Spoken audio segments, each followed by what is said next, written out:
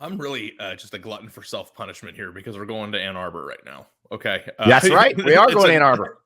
We are going there this week, but my thought process and take about this is when like the Jim Harbaugh penalties were coming down, I was moving boxes or whatever, but I was reading about it.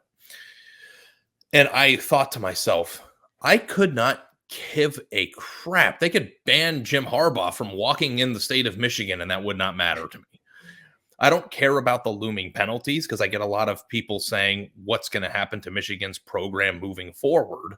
I think that worrying about what happened as a result of the sign stealing scandal in terms of future punishment is not the correct way to look at it. And I was actually listening to a podcast called Kings of the North while I was off, and they nailed it on the head. So I don't want them to think I stole their thought. I want to show that I agree with them. We get credit on this show.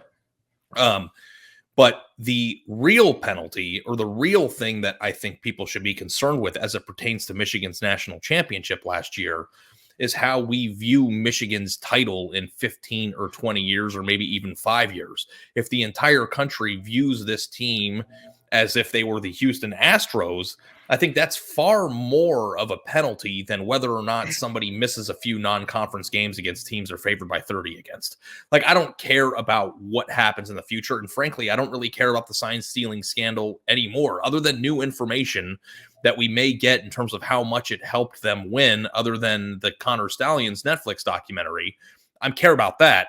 But any discourse about what may or may not happen to Michigan is completely and utterly irrelevant. How do people view Michigan's national championship last year?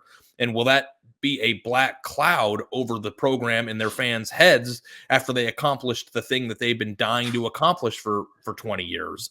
Is the thing that I think is the most important crux of this, because they won on the national championship. You can't take it away. You can't vacate it. You can't do anything to stop it.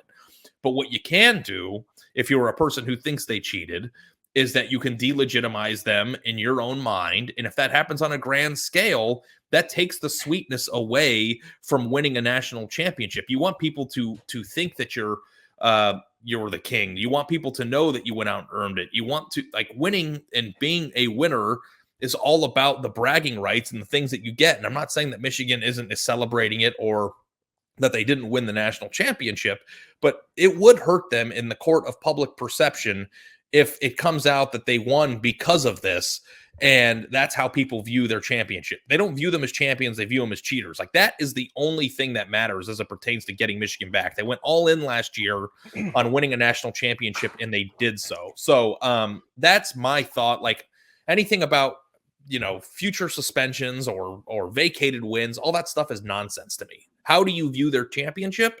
And that's it. Especially, so Andy, because you're talking about a program and a fan base that has spent the last 20 years talking about doing it the right way at every turn, right?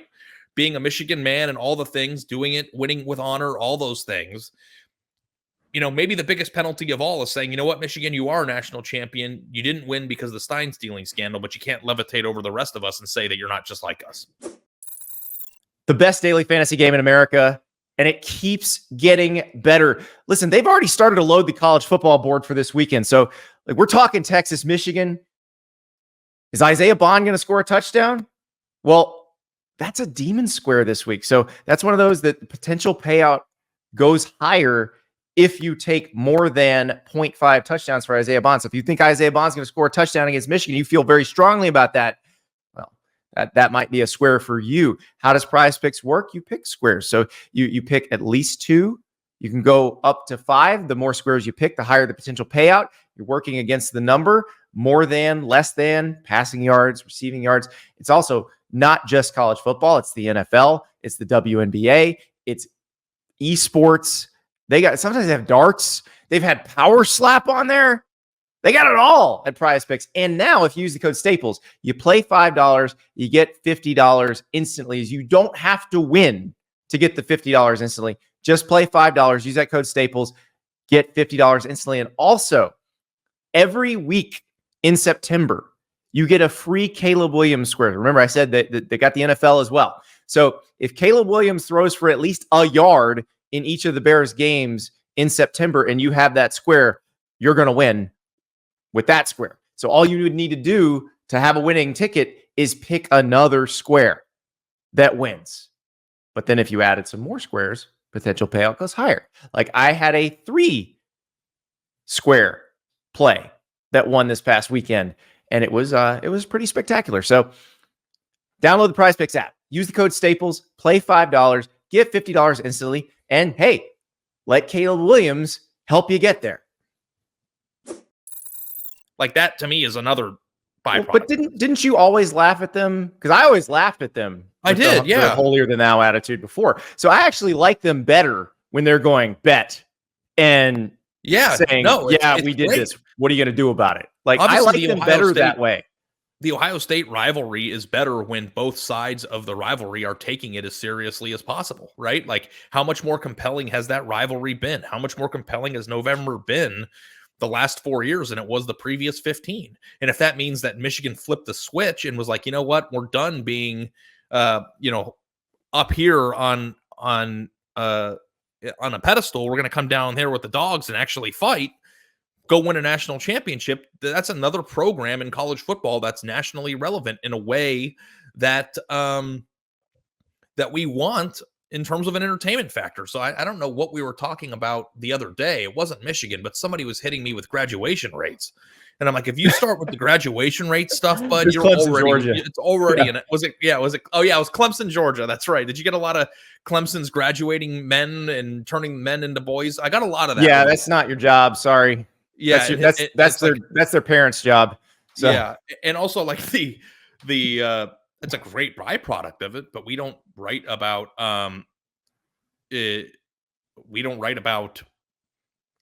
graduation rates. We write about football. But anyway, that to me, I thought was a really well thought conversation on Kings of the North. And I also kind of like felt that in my head of like, this stuff is boring me. And it's a 2-pronged opinion too. I don't know if we have 6 hours to go, Andy. I mean, it's the internet, but I mean, JD needs the channel at some point. Okay. Yes. All right. I'll couch that second part then. Well, okay. Here's my thing. You're saying that the real penalty is the friends we made along the way. Like the real penalty is how everybody views this Michigan championship 15 to 25 years from now. Here's the problem with that. We live in a world where everybody believes what they believe, and they really don't care what anybody else believes. So, like, Michigan fans love this title, love this team, think nothing bad happened, think nothing wrong was done.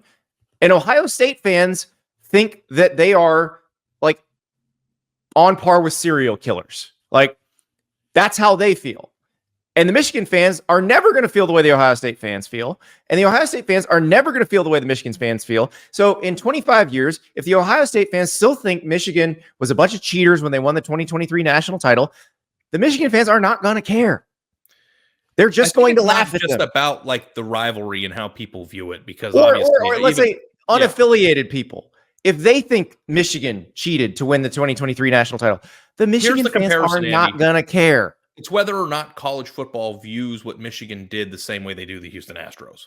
Like that I think is a step further down the line than just perception and Twitter banter. Like if do you think Astros fans care? Do you think I do? Yeah, I don't see a lot of Astros World Series gear from that year running around Texas. I think that's an embarrassment. You live in Dallas. There's a different team that just won the World Series. Like, I don't.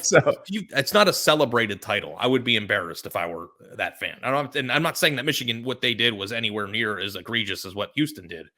I'm just saying that is, I mean, being a thought process of a cheater, especially coming from a place that has so much pride in doing things the right way, I think would be way worse than whatever show cause penalty they give a coach that just has a bajillion-dollar deal in the NFL. I'm going to go out on a limb and say none of the Michigan fans are embarrassed about this. Not one. I don't know.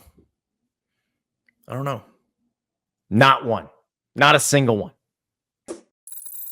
Thank you so much for watching. Just a reminder, subscribe to this channel right here so you never miss an episode of Andy Staples on 3.